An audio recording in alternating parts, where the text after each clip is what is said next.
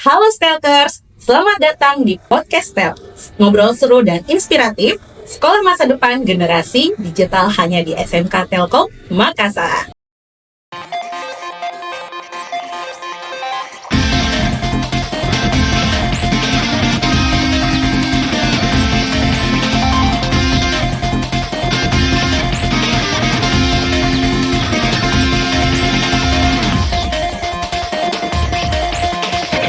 Baiklah, tak kenal maka perlu kenalan. Kenalkan, saya Ibu Wawa, salah seorang guru bahasa Indonesia di SMK Telkom Makassar. Pada episode kali ini kita akan membahas mengenai LKS, bagaimana persiapan LKS di SMK Telkom Makassar.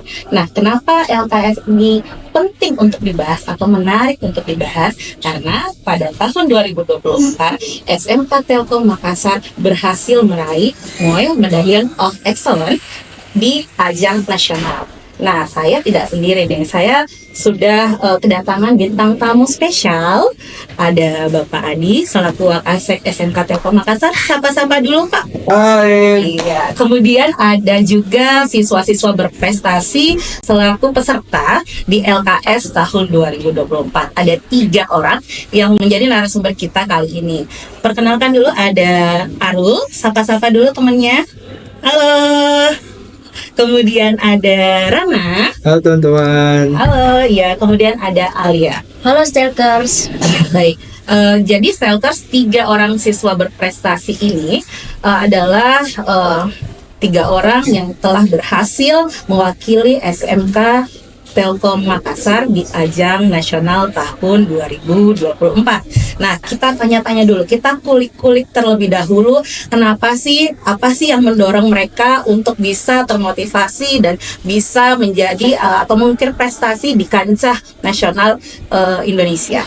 Langsung saja untuk Ramesha, sebelumnya saya perkenalkan dulu apa saja raihan prestasi Ananda kita ini. Untuk Ramesha Alia, finalis LKS Nasional bidang IT Software Solution for Business. Kemudian Khairul Gulam, peraih Medallion of Excellence LKS Nasional bidang Cyber Security. Ada Rana, peraih Medallion of Excellence LKS Nasional bidang Graphic Design Technology. Selamat datang Alia, Rana, dan juga Hairul. Terima kasih sudah menyempatkan waktunya untuk menjadi narasumber di podcast kita kali ini. Nah, seru sekali ya pasti Stelkers yang sudah berhasil menjadi juara perwakilan nasional. Pasti nantinya adik-adik kalian yang bakalan mengikuti jejak-jejak kalian di tahun 2025 akan merasakan deg-degannya, kemudian juga effortnya harus luar biasa. Nah, sebelum kita ngulik-ngulik, jangan lupa subscribe, like, dan komen ya teman-teman. Langsung saja saya mulai dari siswanya dulu, alumni LKS Nasional. Soalnya saya juga ini penasaran ya, mungkin generasi Z sekarang, Gen Z, apakah memang seperti itu, sangat antusias dalam menggapai semua mimpi-mimpinya atau seperti apa? Terlebih lagi karena saat ini kita melihat dukungan akses informasi dan perkembangan sosial media dan digital di era sekarang ini sangat-sangat besar peluangnya. Nah, di balik itu juga tidak bisa kita pungkiri bahwa pastinya ada tantangan-tantangan yang kalian hadapi dalam proses mengikuti kompetensi LKS di tahun 2024 kemarin. Boleh ceritakan nih Alia, Rana, dan juga Arul, apa saja yang mendorong atau memotivasi kalian untuk mengikuti LKS di tahun 2024 kemarin? Silakan. Oke, dari siapa dulu nih yang jawab? Boleh Alia dulu. Oke, kalau saya secara pribadi sih, itu dimulai dari rasa penasaran. Oke. Karena sebelumnya bidang yang saya lumayan geluti dan punya pengalaman itu di bidang desain. Nah, tapi semenjak ada tahu LKS ini, saya itu tertarik di salah satu bidang yang fokusnya di dunia coding, yaitu IT Software Solution for Business. Jadi saya melihat kalau LKS ini bisa jadi ajang buat saya keluar dari zona nyaman, yaitu dari zona desain itu tadi. Nah, terus juga dengan saya melihat kakak-kakak sebelumnya yang ikut LKS itu keren-keren semua dan bahkan bisa sampai nasional, itu terus mendorong saya buat mempush diri saya untuk bisa ikut ke nasional dan akhirnya bisa meraih juara 1 di tingkat provinsi dan lolos ke nasional. Luar biasa sekali. Jadi dari rasa penasaran nih, berangkat dari rasa penasaran, kemudian melihat senior-seniornya sebagai role model, Alia ini berhasil mewakili SMK Telkom Makassar di tingkat provinsi dan berhasil melaju ke tingkat nasional dan meraih juara mana tadi ya? Meraih finalis LKS nasional bidang IT Software Solution for Business. Selamat ya Alia ya, luar biasa sekali. Selanjutnya siapa yang mau duluan? Arul kah? Mana? Saya Arul dulu. Nah, Boleh silakan kalau- di-share pengalamannya ke teman-temannya. Nah, kalau saya pribadi sendiri, waktu kelas 10 dulu, passion yang utama saya itu berhubungan dengan yang namanya problem solving atau bisa disebut dengan RPL. Nah, salah satu job dari RPL itu dia adalah cyber security. Nah, kebetulan nih, waktu dulu saya masuk ekskulnya Pak Musliadi itu, Pak Musliadi mengenalkan saya kepada LKS. Iya. Nah, dan ketuanya waktu itu, kebetulan juga pemenang dari Medal for Excellence untuk LKS di tahun 2024.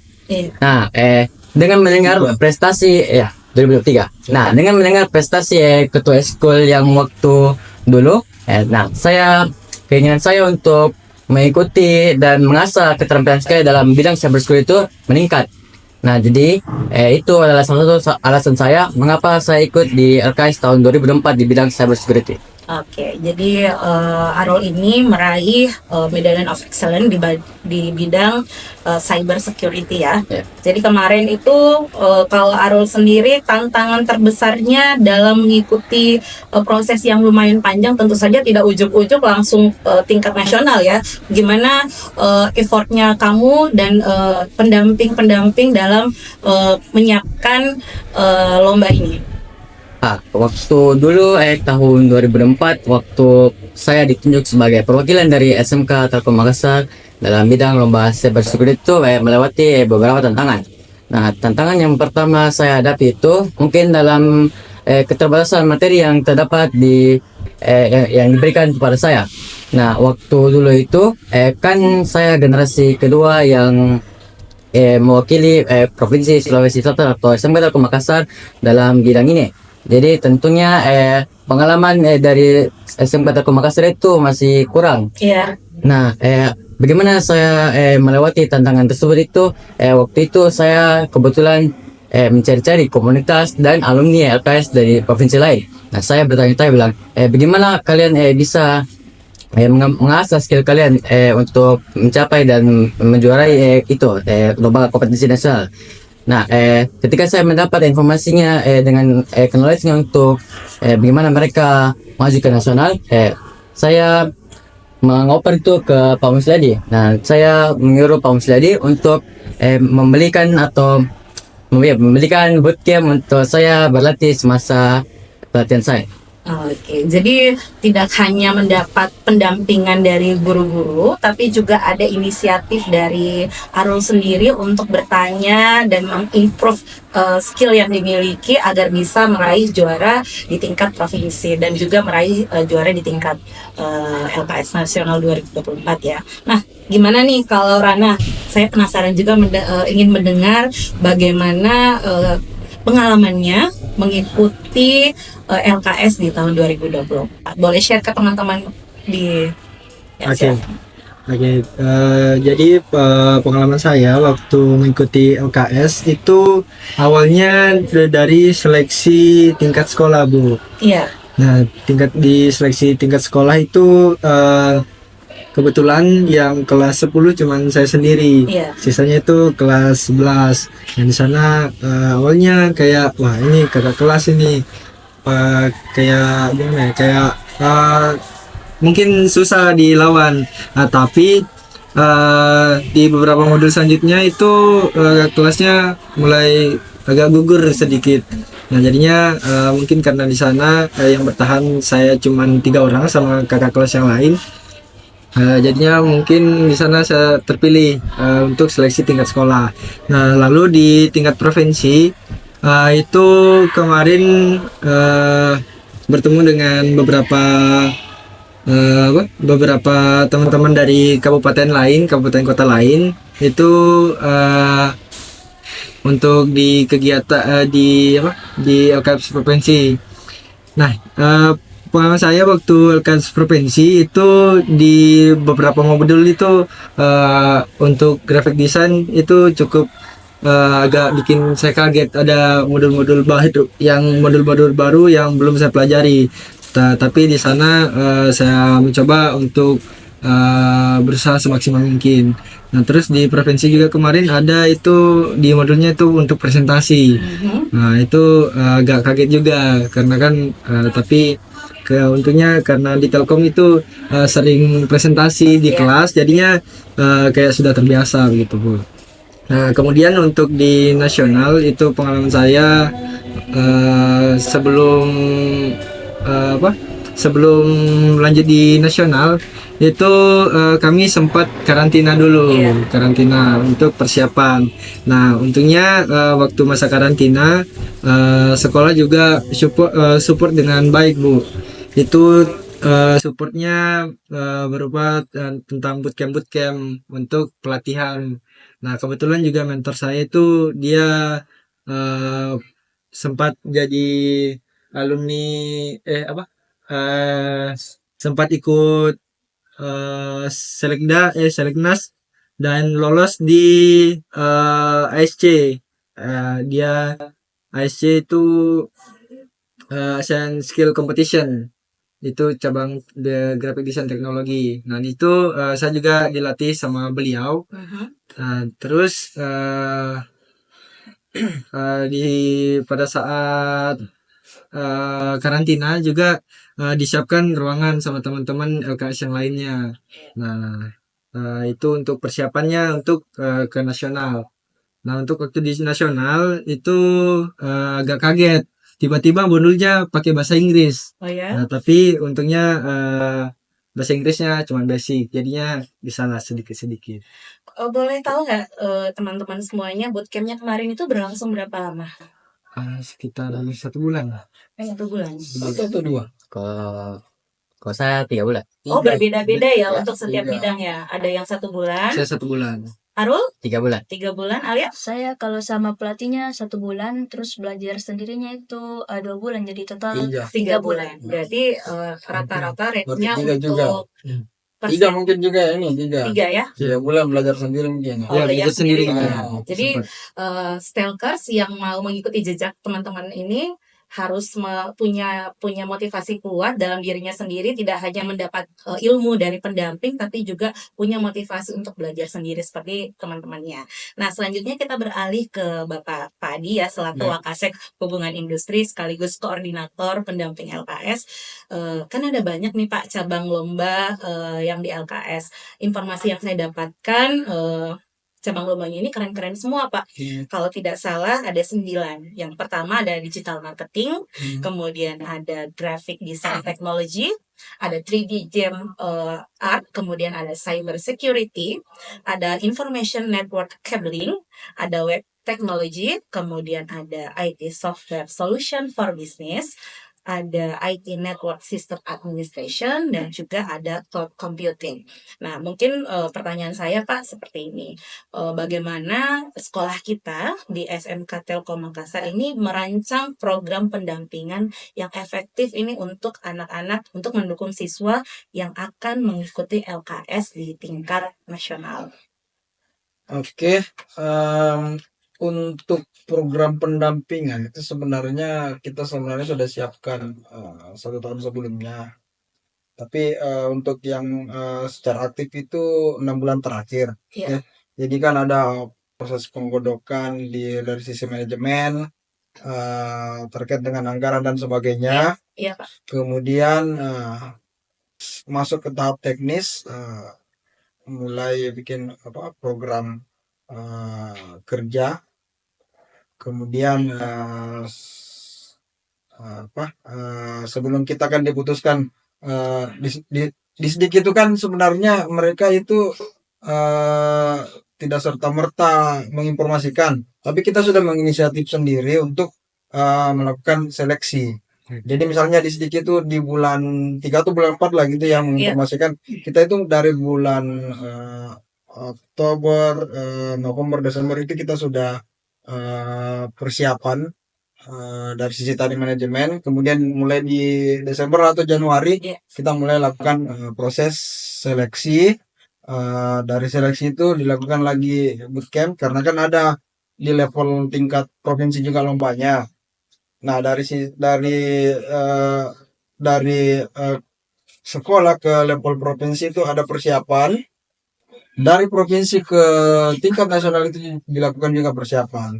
Jadi sudah berkesinambungan yang kita lakukan, tidak serta merta tiba masa tiba akal. Iya. Ya, jadi karena kita berangkat di tahun 2023, kita dapat pengalaman. Iya. 2024 dipersiapkan lebih bagus. Dan 2025 ini yang tahun 2023 itu kita cuma lolos 4 bidang lomba. Iya. 2024 kita yang teman-temannya ini yang 3 itu 7 bidang lomba. Berarti dari 4 ke 7 ya, Ya. Pak? Iya. 2025 ini kita coba mengikuti 9 bidang lomba. Semoga bisa lolos sampai tingkat nasional. Amin. Minta doanya ya, Stelkers ya. Baik. Jadi goalsnya nanti akan mencoba untuk bisa meraih 9 cabang lomba itu ya Pak, juara di 9 cabang lomba itu. Jadi menurut Bapak tadi untuk di SMK Telkom Makassar sendiri sudah dirancang jauh-jauh hari persiapan dan seterusnya agar nanti anak-anak kita itu dapat meraih prestasi di kancah nasional. Nah, boleh tahu Pak, apakah di tahun 2025 ini Bapak ada mendampingi anak-anak sebagai pendamping LKS? Oh ya. Untuk 2025 saya tetap mendampingi ya. Tapi karena sudah beda posisi ini kan dimutasi. Iya.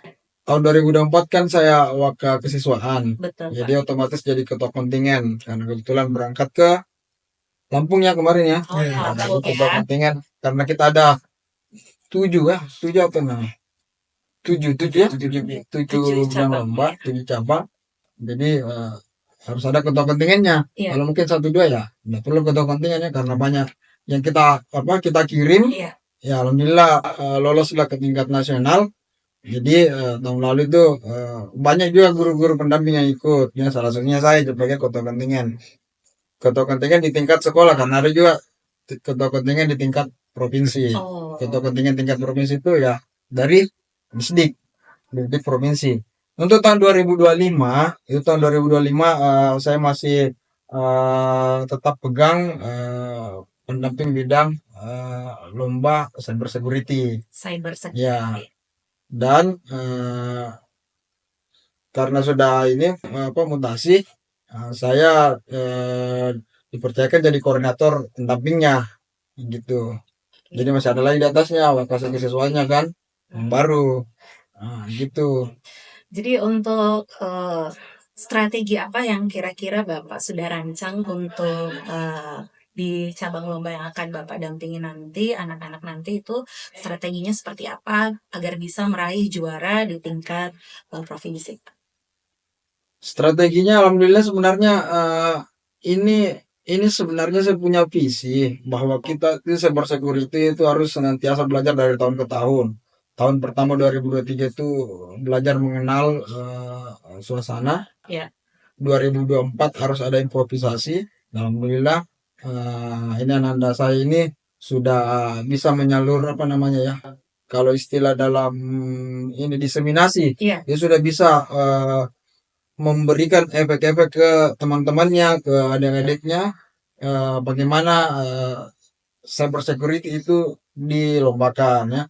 Sampai Ananda ini yang malah jadi yang bikin aplikasi aplikasi untuk perlombaannya ya. Karena dia sudah punya pengalaman dan strategi-strategi itulah yang kemudian kita tingkatkan. Diharapkan tahun ini ada peningkatan karena saya lihat semakin tahun semakin siap lah gitu ya dalam waktu tertentu itu sudah si Arul ini nih sangat bisa menyampaikan ke calon peserta selanjutnya bahwa seperti ini yang dilakukan ini yang dan selalu diberikan petunjuk ya gitu. Dan saya juga tidak serta-merta untuk meninggalkan ya. Saya akan selalu senantiasa nanya apa kebutuhannya dan apa sebagainya. Karena di cyber security itu tidak seperti pelajaran-pelajaran yang umum ya, dalam arti tertentu itu cyber itu selalu berkembang. Kalau misalnya 2023 soalnya gini, 2024 ternyata beda lagi ya. Beda gitu. Beda dalam arti tertentu. Misalnya kalau di TNSA itu hampir sama ya, hampir sama. Kalau cyber eh, banyak banyak perubahannya ya. Kadang memang konsepnya sama tapi jelas perbedaannya. Seperti Arul kemarin, Pak ternyata enggak bukan ini, bukan seperti ini. Ternyata yang kayak gini kan gitu. Ah, bidang-bidang lomba lain juga mungkin seperti itu ya. Tapi yang paling saya pahami yang cyber. Kalau ceritanya adik-adik ini, Iya. memang katanya ada yang berubah ya. Ada yang berubah di tahun lalu, enggak sama lagi tahun ini. Ada perubahannya. Jadi yang itu yang kita coba explore, kita belajar ya. Ananda ini yang belajar bereksplorasi, karena kalau di sekolah itu sudah habis lah ilmu ini ambil ya. Untuk mengimprovisasi mereka itu mereka harus belajar dari luar, salah satunya ya internet. Iya, Gitu betul kan. sekali. Berarti harus mengeksplor diri sendiri dengan inisiatif untuk mencari knowledge yang ada di luar sana ya Pak ya. Ya baik, terima kasih Pak Adi. Selanjutnya beralih lagi ke teman-teman sekalian. Ini pertanyaannya untuk the next generation di 2025. Kira-kira apa sih yang bisa kalian share agar adik-adik kalian ini bisa mengikuti jejak kalian mewakili SMK Telkom Makassar di kancah nasional, biar mereka itu bisa lebih bersemangat lagi menghadapi kompetisi. Mungkin bisa diceritakan secara singkat? Siapa dulu? Rana dulu mungkin ya yang paling semangat ya. Silakan Rana. Untuk motivasi Iya, adik-adik yang motivasi baru. ya. Bagi untuk adik-adik yang mau ikut ikut LKS tahun ini, itu intinya kalian terus belajar bersama, skill-skill kalian itu lebih diperdalam lagi teman-teman, karena mungkin kalau cuman mengandalkan modul yang tahun lalu untuk LKS, untuk persiapan kalian itu seperti yang dibilang sama Pak Adi tadi, itu mungkin tahun depan, tahun ini itu lain lagi teman-teman. Jadinya teman-teman harus gali lagi sendiri untuk persiapannya gitu. Jadi dari Rana semangat belajar dan eksplor terus ya. Betul. Kalau Alia gimana? Kalau dari saya sendiri sih teman-teman just trust and enjoy the process, karena hasilnya itu bukan yang terpenting, tapi proses teman-teman untuk terus mengasah skill teman-teman sekalian. Nah, selain itu juga sama yang dibilang Rana tadi, kalau teman-teman itu harus berani explore lagi soal bidang lombanya masing-masing, karena tidak bisa hanya berpatokan pada tahun lalu, tapi juga harus mengasah baik-baik bagaimana kira-kira tahun ini akan lombanya. Terus juga dibaca-baca juga juknisnya teman-teman, karena saya lihat akan banyak sekali perubahan-perubahan yang terjadi di LKSN 2025 ini. Baik, itu dari Alia. Jadi jangan lupa selalu mengeksplor dan percaya proses itu tidak akan pernah mengkhianati hasil ya Alia ya. Oke. Terakhir mungkin dari Arul, apa yang bisa di-share ke teman-temannya? Kalau mungkin dari saya sendiri ya, untuk teman-teman LKS yang tahun sekarang atau tahun 2025, kalian itu harus konsisten dan lebih disiplin. Nah, karena kalau di dalam LKS itu, kalau misalnya kalian diberikan waktu, saya berharap kalian itu harus menggunakan waktunya sebisa mungkin dan sekonsisten mungkin dan sedisiplin mungkin. Karena LKS ini kalian tidak bisa mengulang lagi, dan ini LKS itu merupakan salah satu hal atau momen yang paling terpenting itu dalam sejarah SMK kalian, kalau misalnya kalian sungguh-sungguh. Nah, salah satu benefit dari LKS itu untuk ke depan itu, ini sertifikat LKS itu kebetulan kan dari Pusat Pesnas. Iya. Nah, Pusat Prestasi Nasional itu salah satu lembaga di Indonesia Iya. yang sangat terkenal untuk image-nya lah untuk prestasi. Iya. Nah, universitas-universitas yang terdapat di Indonesia yang top 3 dan top 10 itu, mereka itu sangat memprioritaskan untuk mengambil yang buat mereka yang mendapatkan sertifikat tersebut. Jadi tolong teman-teman serius dan konsisten dalam menjalankan LKS tahun ini. Jadi kalau dari Aurel sendiri menyatakan bahwa banyak sekali benefit yang bisa kalian dapatkan ketika mengikuti LKS di tahun 2025. Dan juga kalau dari Aurel tadi, kalau saya bisa menyimpulkan ya, tetap disiplin dan komitmen untuk bisa menjadi juara, karena membangun mental juaranya itu yang susah. Jadi jangan pernah menyerah dan tetap terus berusaha untuk meraih apa yang kalian inginkan. Nah, untuk Bapak terakhir mungkin ya Pak ya,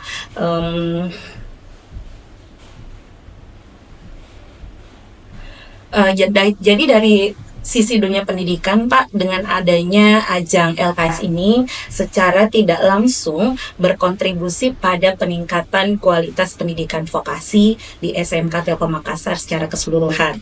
Nah, menurut Bapak, dampak positif yang sekiranya bisa dirasakan oleh siswa yang pernah mengikuti LKS baik dalam karir maupun kehidupan pribadi mereka setelah lulus itu seperti apa Pak?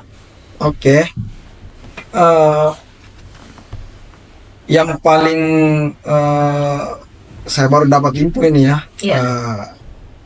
Sebenarnya tahun lalu itu 2024 kan kita ikuti 7 bidang lomba. Iya.